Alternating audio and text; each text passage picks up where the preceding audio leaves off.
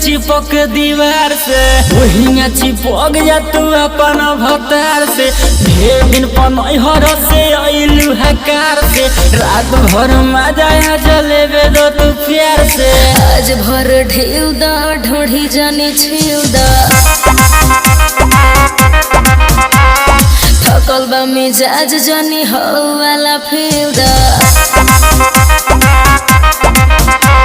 घर में चिपकली जैसे चिपक दीवार से वही चिपक जा तू अपन भतार से। ढेर दिन पनहर से अइलू हकार से रात भर मजा जलेबे दो तू प्यार से। आज भर ढेउ दा ढोढ़ी जाने छिउ दा थकल बा मिजाज जानी हो वाला फिउ दा।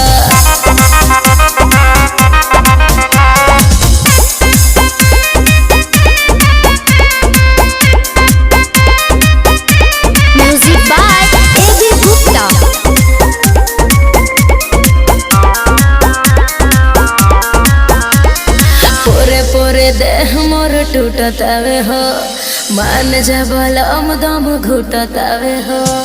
आवो तनी पास बारा दास नइखे होत परती बा खेत जौन दिही आजुजो। आज भर ढेउ दा ढोढ़ी जाने छिउ दा थकल बा मिजाज जानी हो वाला फिउ दा। घर में चिपकली जैसे चिपक दीवार से वही चिपक जा तू अपन भतार से। ढेर दिन पनहर से अइलू हकार से रात भर मजा जलेबे दो तू प्यार से। आज भर ढेउ दा ढोढ़ी जाने छिउ दा थकल बा मिजाज जानी हो वाला फिउ दा।